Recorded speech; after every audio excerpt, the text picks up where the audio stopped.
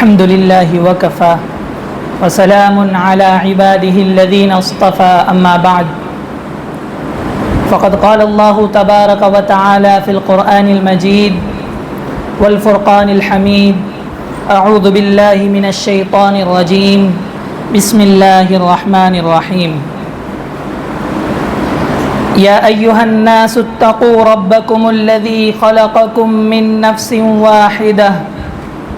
وخلق منها زوجها وبث منهما رجالا كثيرا ونساء واتقوا الله الذي تساءلون به والأرحام إن الله كان عليكم رقيبا وقال الله تبارك وتعالى في مقام آخر يا أيها الذين آمنوا اتقوا الله وقولوا قولا سديدا يصلح لكم أعمالكم ويغفر لكم ذنوبكم ومن يطع الله ورسوله فقد فاز فوزا عظيما سبحان ربك رب العزة عما يصفون وسلام على المرسلين والحمد لله رب العالمين.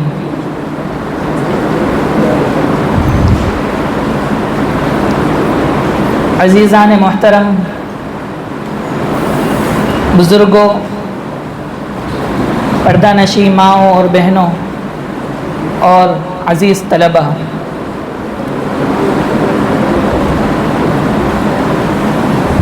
اسلام کا یہ مزاج ہے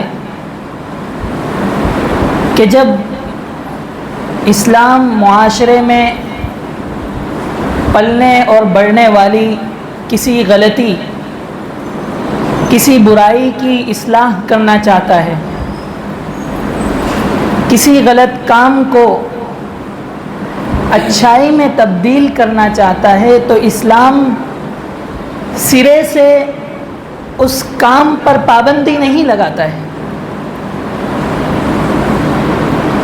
یہ اسلام کا جمع ہوتے تھے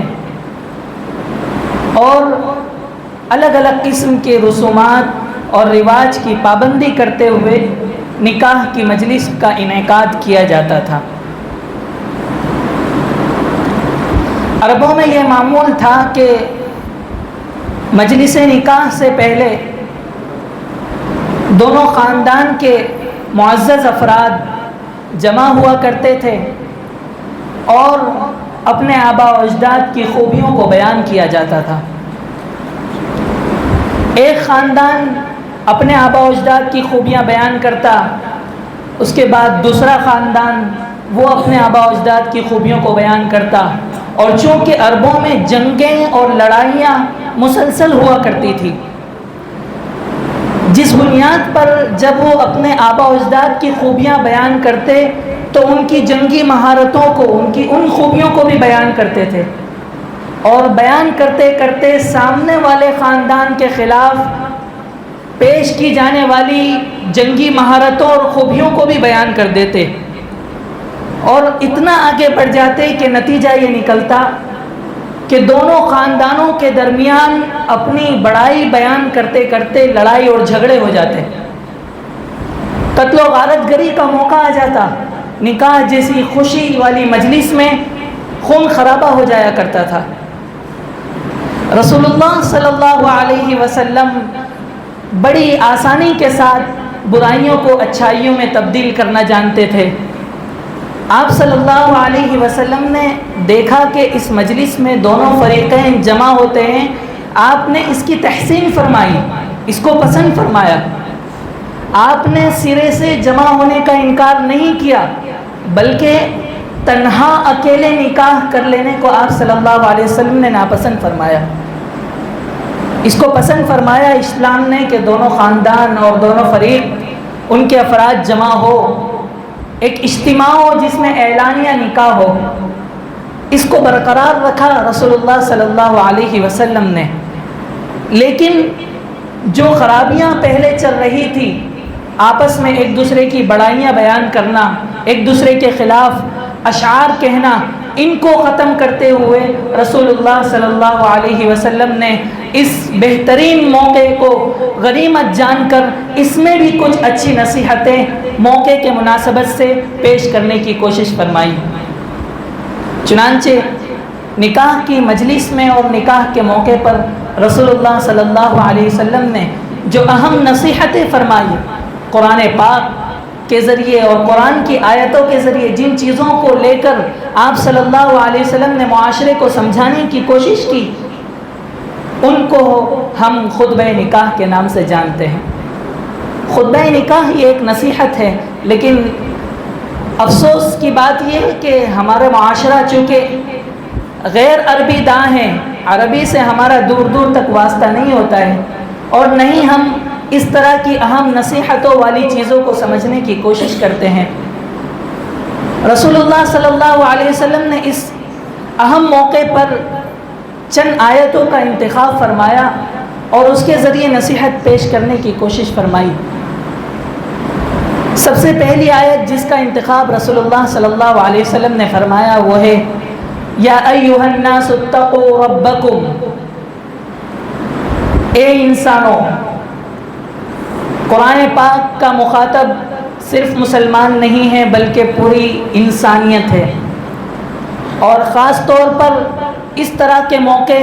جس میں ایسی رہنمائی کی جا رہی ہے کہ جو ہر انسان کے لیے ضروری ہے، قرآن پاک نے صاف طور پر مخاطب کرتے ہوئے فرمایا یا ایھا الناس، اے انسانوں، اتقوا ربکم الذی خلقکم من نفس واحدہ، ڈرو اس پروردگار سے جس نے تمہیں ایک جان سے پیدا کیا، ڈرو اس رب سے جس نے تمہیں پیدا کیا اور یہاں تک پہنچایا۔ اللہ تبارک و تعالی اپنا خوف، اپنی خشیت اور تقوی کا تعارف کرانے کے لیے، تقوی کے مقام تک پہنچانے کے لیے تخلیق انسانیت کو یاد کرا رہے ہیں۔ ہم نے ہی پیدا کیا، چنانچہ فرض بھی یہی بنتا ہے کہ ہم ہی سے آپ کو ڈرنا ہے۔ اتقوا، اللہ تعالیٰ ڈرنے کی دعوت دے رہے ہیں، اور آگے فرمایا گیا خلقکم من نفس واحدہ، اس رب سے ڈرو جس نے تم کو ایک جان سے پیدا کیا۔ ہم میں سے ہر شخص واقف ہے کہ آدم علیہ السلام کے جز سے ہی ماں حوا کو پیدا کیا گیا، اور اس کے بعد یہ پوری انسانیت وجود میں آئی۔ ہمارے ماں باپ ایک ہی جز سے پیدا ہوئے ہیں، چنانچہ اللہ تعالیٰ اس چیز کو یاد دلاتے ہوئے آگے فرما رہے ہیں وَخَلَقَ مِنْهَا زَوْجَهَا، اور اللہ تعالیٰ نے اس سے زوج پیدا کیے، جوڑیاں پیدا کی۔ قرآن کی بلاغت ہے، قرآن نے زوج کا لفظ استعمال فرمایا۔ زوج کہتے ہیں اس دو ٹکڑے کو جو ایک دوسرے کا حصہ ہو۔ زوج کہتے ہیں ایک ایسی چیز کو جو دو حصوں میں تقسیم ہو چکی ہو اور ان دو حصوں کو جوڑی کہا جاتا ہو۔ اس سے یہ پیغام ملتا ہے کہ ایک انسان بغیر نکاح کے کامل نہیں ہو سکتا ہے۔ نکاح کے بعد جو رشتہ بنتا ہے اسے زوج کہا گیا، یعنی ایک مرد اپنے انسانی جز کا آدھا ہے، ایک عورت اپنے انسانی جز کی آدھی ہے، اور نکاح کے ذریعے ایک مرد بھی اپنے آپ کی تکمیل کرتا ہے، ایک عورت بھی اپنے آپ کی تکمیل کرتی ہے۔ اسی کو رسول اللہ صلی اللہ علیہ وسلم نے دیگر مقام میں یوں بیان کیا کہ انسان کے ذریعے، نکاح کے ذریعے انسان کا ایمان مکمل ہوتا ہے۔ ایمان مکمل ہونے سے یہ بھی مراد ہے محض ایمان مکمل نہیں ہوتا ہے بلکہ خود انسان اور اس کی شخصیت مکمل ہوتی ہے، اس لیے کہ اس کا جو سیکنڈ پارٹ ہے، اس کا جو دوسرا جز ہے، وہ نکاح کے بغیر حاصل نہیں ہو سکتا ہے، اور نکاح کے بعد دو پارٹ اور دو جز مل کر ایک مکمل شخصیت بنتی ہے۔ اسی کو اللہ تعالیٰ نے قرآن پاک میں اس طرح بیان کیا وَخَلَقَ مِنْهَا زَوْجَهَا، اور اللہ تعالیٰ نے اسی سے زوج پیدا کیے۔ مفسرین یہاں یہ بھی بیان کرتے ہیں کہ مرد اور عورت، میاں اور بیوی ایک دوسرے کے حصے ہیں، ایک دوسرے کے جز ہیں، ایک دوسرے کے ٹکڑے ہیں، اس سے یہ پیغام دیا جا رہا ہے کہ مرد کو جو تکلیف پہنچ رہی ہے وہ عورت کو پہنچ رہی ہے، عورت کو جو تکلیف پہنچ رہی ہے وہ مرد کو پہنچ رہی ہے۔ مرد جس طرح اپنی راحت کا خیال رکھے اسی طرح وہ اپنی بیوی کی راحت کا بھی خیال رکھے، بیوی جس طرح اپنی راحت کا خیال رکھے اسی طرح وہ اپنے شوہر کی راحت کا خیال رکھے، اس لیے کہ وہ دونوں ایک دوسرے کے جز ہیں، وہ دونوں ایک دوسرے کے پارٹ ہے، وہ خود اکیلے مکمل نہیں ہو سکتے ہیں۔ خود کو جو راحت پہنچ رہی ہے ان کو بھی وہی راحت پہنچنی چاہیے، اگر ان کو کوئی تکلیف پہنچ رہی ہے تو وہ خود کو تکلیف پہنچ رہی ہے۔ یہ پیغام قرآن پاک نے اس کے ذریعے دیا۔ دوسری بات یہاں یہ بھی بیان کی جاتی ہے، اللہ تعالیٰ نے انسانیت کو جن چیزوں سے بنایا ہے اس میں مٹیریلسٹ زیادہ چیزیں ہیں، مادیت زیادہ ہے۔ ہم مٹی سے بنے ہیں اور مٹی اپنے مادی تقاضے چاہتی ہے۔ انسان اپنی زندگی گزارتا ہے تو وہ خالص روحانی تسکین کے ذریعے اپنی زندگی نہیں گزار سکتا، بلکہ اس کے کچھ حیوانی تقاضے بھی ہوتے ہیں، کچھ مادی تقاضے بھی ہوتے ہیں۔ ان تقاضوں کو پورا کرنا انسان کے لیے ضروری ہے۔ اگر کوئی انسان ان تقاضوں کو اگنور کرتا ہے، نظر انداز کرتا ہے، تو وہ اپنی فطرت پر باقی نہیں رہ سکتا۔ فطرت غالب آ کر رہے گی اور یقیناً وہ غلط راہ اختیار کر جائے گا، اللہ کہ کچھ ایسے افراد ہوتے ہیں جو تقویٰ کے اس معیار پر پہنچتے ہیں کہ اللہ تعالیٰ ان کی پوری زندگی حفاظت کے ساتھ ان کو گزارنے کی توفیق عطا فرماتے ہیں۔ لیکن انسانی تقاضے کو اگنور کرنے کے ساتھ ساتھ انسان اپنی فطرت کا مقابلہ نہیں کر سکتا، اس کو فطرت کے مطابق زندگی گزارنی پڑے گی۔ اور فطرت کا یہ تقاضا ہے کہ انسان میں جو جذبات آ رہے ہیں، جو مادی خواہشات آ رہی ہے، اس کو پورا کیا جائے، اور اسی کو پورا کرنے کے لیے اللہ تعالیٰ نے یہ نکاح کا بہترین موقع عطا فرمایا ہے۔ عام طور پر ہم نکاح کے مقصد سے جو بنیادی مقاصد ہے اس سے واقف نہیں ہوتے ہیں۔ ہمارے ایک استاذ ہیں، وہ کہا کرتے تھے کہ جن جن چیزوں میں معاشرے میں برائیاں ہیں، ان برائیوں کے پیدا ہونے، پھلنے اور پھولنے کی بنیادی وجہ یہ ہے کہ ہم اس چیز کی مقصدیت سے واقف نہیں ہیں۔ نکاح کا اصل مقصد ہمیں پتہ نہیں ہے، اسی وجہ سے وہ ساری چیزیں ہم اس میں داخل کر لیتے ہیں جو بعد میں جا کر برائی اور غلط چیزوں کا ذریعہ بنتی ہے، فضول خرچی کا، لڑائی جھگڑوں کا ذریعہ بنتی ہے۔ نکاح کے مقصد کو اگر غور و فکر کے ساتھ متعین کیا جائے تو دو کیٹیگریز میں اس کو تقسیم کیا جا سکتا ہے، دو حصوں میں تقسیم کیا جا سکتا ہے۔ ایک انفرادی مقصد ہے اور ایک اجتماعی مقصد ہے۔ انفرادی مقصد یہ ہے کہ ہر انسان کے ساتھ جو اس کے اسپریچول نیڈس سے ہے، جو اس کی مٹیریل نیڈس ہے، جو اس کے روحانی اور مادی تقاضے ہیں، اس کو پورا کرنا نکاح کا اصل مقصد ہے۔ انسان میں جذبات ہوتے ہیں، انسان میں خواہشات ہوتے ہیں، انسان میں ایک نفسیاتی تسکین پہنچانے کا ایک جذبہ ہوتا ہے۔ اس جذبے کو تسکین پہنچانے کے لیے اللہ تبارک و تعالیٰ نے نکاح کو متعین کیا ہے۔ نکاح کا ایک انفرادی مقصد یہ ہے کہ ہم اپنے جذبات کی تسکین کریں، اور جذبات کی تسکین صرف جسمانی جذبات کی تسکین یہاں مراد نہیں ہے۔ ایک بہت بڑی غلط فہمی ہمارے نوجوانوں میں یہ بھی ہوتی ہے کہ نکاح کا مطلب صرف جسمانی تسکین ہے، بلکہ جسمانی اور جنسی تسکین سے زیادہ قلبی جو جذبات انسان کے اندر ابھرتے ہیں اس کی تکمیل کے لیے نکاح یہ زیادہ موضوع ہے۔ ہر انسان ایک خاص عمر کے بعد یہ چاہتا ہے کہ اس کے دل میں کسی کو بسا لے۔ وہ ہر انسان اپنی خاص عمر کے بعد یہ چاہتا ہے کہ اس کا کوئی ہو جو اس کی سنے،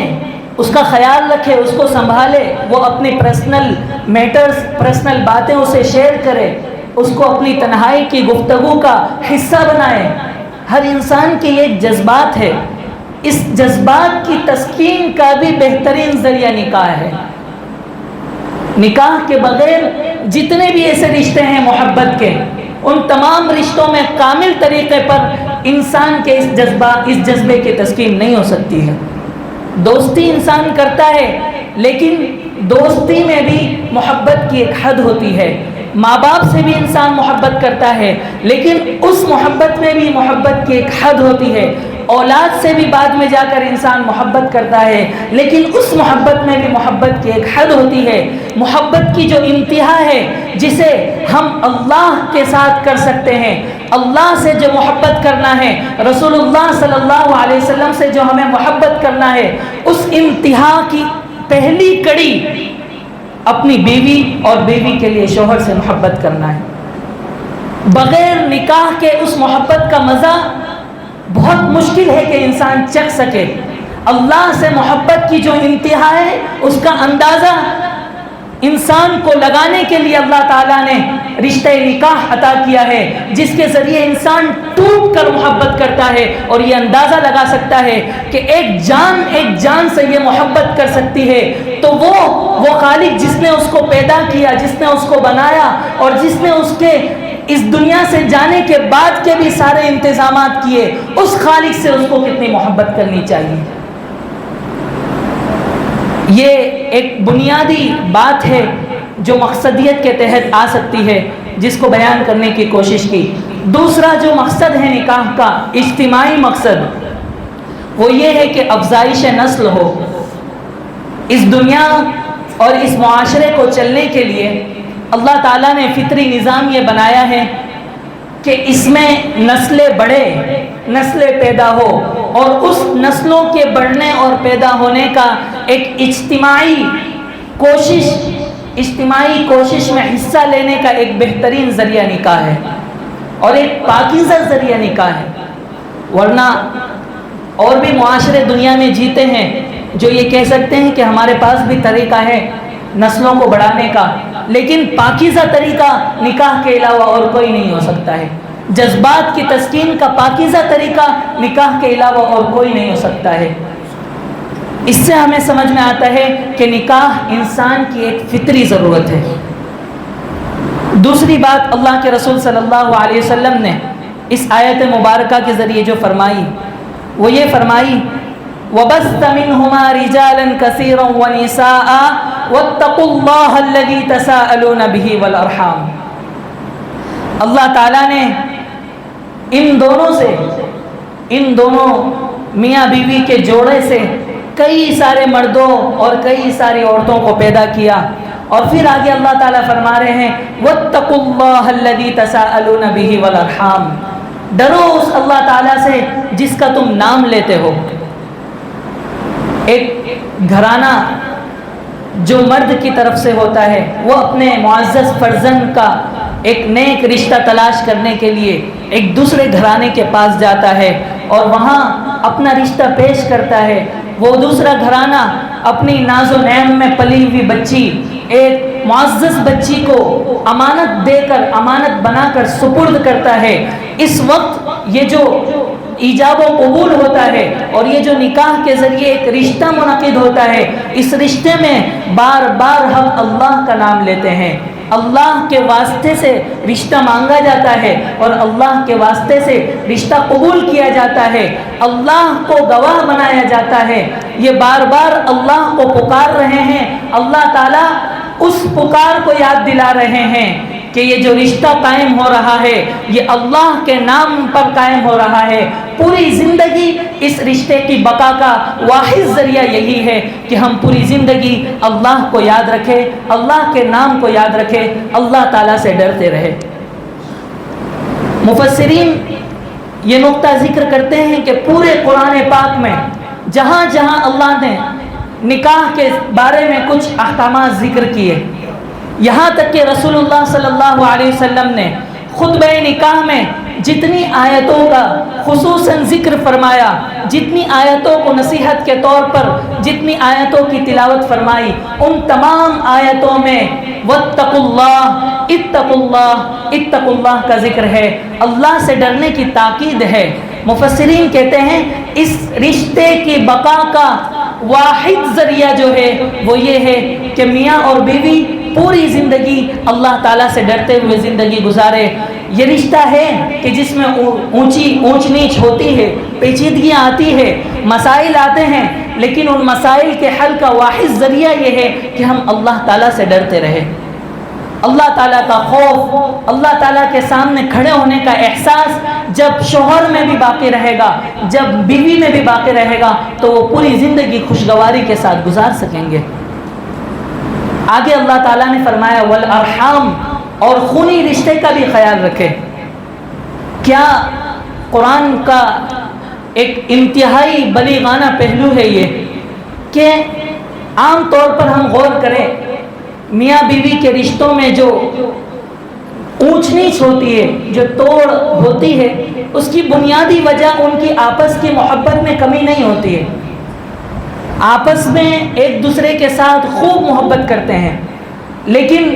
عام طور پر لڑائی کی جو وجہ بنتی ہے وہ یہ بنتی ہے کہ بیوی کا یہ احساس ہوتا ہے کہ اس کا شوہر اس کے خاندان والوں کا وہ احترام نہیں کرتا جو اپنے خاندان والوں کا کرتا ہے، بیوی اس کے خاندان والوں کا وہ احترام اور وہ خیال نہیں رکھتی جو اپنے خاندان والوں کا رکھتی ہے۔ اللہ قرآن میں یہ نصیحت بھی فرما رہے ہیں کہ جہاں تم ایک دوسرے کے حصے ہو، ایک دوسرے کے ٹکڑے ہو، زوج ہو، ایک دوسرے کا سیکنڈ آف پارٹ ہو، جہاں آپ ایک دوسرے کا خیال رکھیں گے، ایک دوسرے کا لحاظ رکھیں گے، وہیں آپ کو ایک دوسرے کے خاندان کا اور خونی رشتوں کا بھی لحاظ رکھنا ہے۔ جڑ کو ہی پکڑ لیا قرآن نے، جس جڑ کے ذریعے معاشرے کے اندر نکاح میں خرابیاں پیدا ہوتی ہے، رشتوں میں خرابیاں پیدا ہوتی ہیں۔ چنانچہ مفسرین یہاں یہ بھی ذکر کرتے ہیں کہ اتقوا اللہ، اللہ کا خوف، آخرت کی یاد جو اللہ کے رسول صلی اللہ علیہ وسلم نے بار بار ان آیتوں کے ذریعے مجلس نکاح میں ذکر کی۔ ہمارے اساتذہ سے ہم نے یہ سنا ہے کہ رسول اللہ صلی اللہ علیہ وسلم اگر یہ ہمت اور جرأت نہ کرتے تو دنیا کے کسی انسان میں یہ ہمت نہیں تھی کیونکہ وہ نکاح کی مجلس میں بھی آخرت کو یاد کرا سکے۔ اسے بدذوقی کہا جاتا، اس پر لعن طعن کیا جاتا کہ یہ تو خوشی کی مجلس ہے، اس میں کیا موت کو اور آخرت کو یاد دلا رہے ہو۔ اللہ کے رسول صلی اللہ علیہ وسلم نے موت کو، آخرت کو، اللہ کے سامنے کھڑے ہونے کو یاد دلایا اور یہ پیغام دیا کہ یہ خوشی کا موقع ضرور ہے، یہ اچھا موقع ضرور ہے، نعمتوں کے اظہار کا موقع ضرور ہے، لیکن سب ٹھاٹ پڑا رہ جائے گا جب لاٹ چلے گا بنجارا۔ ہم اس خوشی کے موقع کو بھی موت کی یاد کے ساتھ گزاریں گے تو ہمارے خوشی کے موقع میں فضول خرچی نہیں ہوگی، ہمارے خوشی کے موقع میں غریبوں کا دل نہیں دکھے گا، ہمارے خوشی کے موقع میں عیاشیاں نہیں ہوگی۔ اس خوشی کے موقع کو بھی اللہ تعالیٰ اپنی مرضی کے مطابق گزارنے کے لیے حکم دے رہے ہیں، اس طریقے پر کہ اللہ تعالیٰ بار بار اتقوا اللہ فرما رہے ہیں۔ اللہ سے ڈرنے اور موت کی یاد دلانے کا یہ جو طریقہ ہے، اس کے ذریعے ہمیں یہ پیغام دیا جا رہا ہے کہ یہ موقع تو خوشی کا ہے لیکن عیاشی کا نہیں ہے، موقع تو خوشی کا ہے لیکن رب کو بھولنے کا نہیں ہے، موقع تو خوشی کا ہے لیکن معاشرے کی غربت کو نظر انداز اور اگنور کرنے کا نہیں ہے۔ یہ نصیحت رسول اللہ صلی اللہ علیہ وسلم نے اس پہلی آیت کے ذریعے فرمائی۔ دوسری جو آیت ذکر فرمائی رسول اللہ صلی اللہ علیہ وسلم نے نکاح کے موقع پر وہ یہ ہے یا ایھا الذین آمنوا اتقوا اللہ وقولوا قولا سدیدا یصلح لکم اعمالکم ویغفر لکم ذنوبکم۔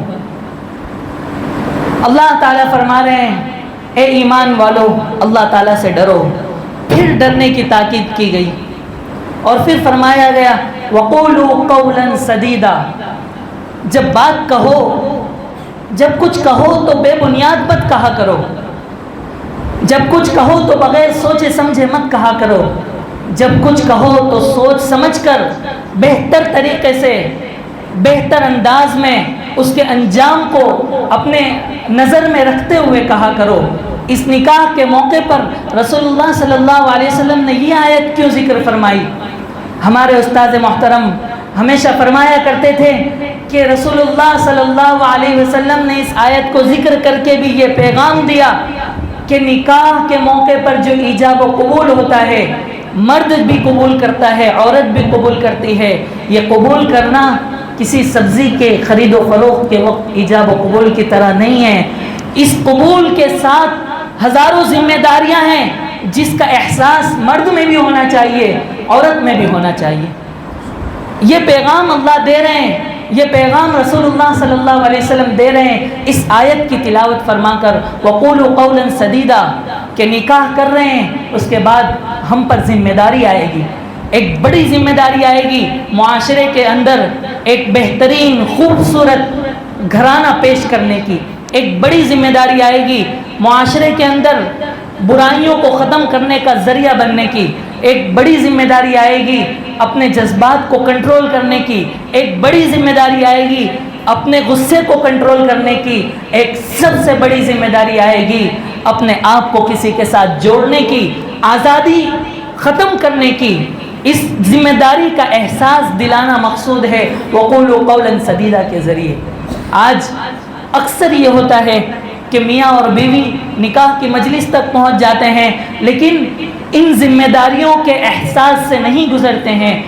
اس مجلس نکاح میں رسول اللہ صلی اللہ علیہ وسلم نے اس آیت کا ذکر فرما کر یہ احساس دلانا مقصود فرمایا، یہ احساس دلانا چاہا کہ نکاح کو قبول کرنا صرف ایک لڑکی کو قبول کرنا نہیں ہے، صرف اس کے ساتھ جسمانی اور جذباتی تسکین کو قبول کرنا نہیں ہے، بلکہ اس کے ساتھ اس کے جتنے متعلقات ہیں، جتنی اونچ نیچ ہے آنے والی زندگی میں، جتنی پیچیدگیاں ہیں، ان تمام پیچیدگیوں کو قبول کرنا، یہ احساس ذہن میں رکھنا اس آیت کا پیغام ہے۔ اللہ تعالیٰ فرما رہے ہیں وَقُولُوا قَوْلًا سَدِيدًا، جب اس احساس کے ساتھ ایک مرد ایک عورت اس رشتے کو قبول کرتی ہے تو يُصْلِحْ لَكُمْ أَعْمَالَكُمْ، اللہ آپ کی اس عبادت کو، نکاح ایک عبادت ہے، ایک نیک عمل ہے، اللہ اس کو بہتر کر دیں گے۔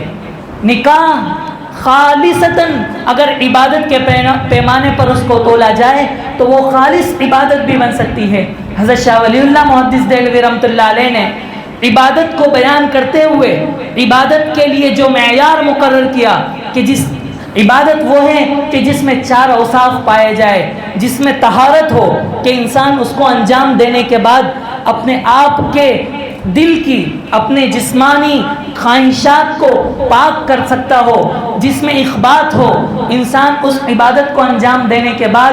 اپنے جذبات کو صحیح رخ دے سکتا ہو، جس میں سماحت ہو، انسان اپنی اس عبادت کو انجام دینے کے بعد برائیوں سے بچ سکتا ہو، جس میں عدالت ہو، انسان اس عبادت کو انجام دینے کے بعد دوسروں کو بھی اس عبادت کی طرف راغب کر سکتا ہو۔ یہ 4 بنیادیں ذکر کی حضرت شاہ صاحب نے اور فرمایا جن جن عبادتوں میں یا جن جن اعمال میں یہ بنیادیں پائی جائے گی اسے خالصتاً عبادت شمار کیا جا سکتا ہے۔ نکاح بھی ان چیزوں میں ہے جس میں طہارت بھی ہے، سماحت بھی ہے، اخبات بھی ہے، عدالت بھی ہے، لہذا نکاح ایک عبادت ہے۔ اور جب ہم وقولوا قولا سدیدا پر عمل کرتے ہوئے اس عمل کو انجام دیں گے تو اللہ کا وعدہ ہے یصلح لکم اعمالکم ویغفر لکم ذنوبکم، یہ عبادت ہمارے لیے پوری زندگی نیک عمل کا ذریعہ بنے گی، اللہ اس میں اصلاح فرمائیں گے اور پھر یہی عبادت کل قیامت کے دن ہماری مغفرت کا ذریعہ بنے گی۔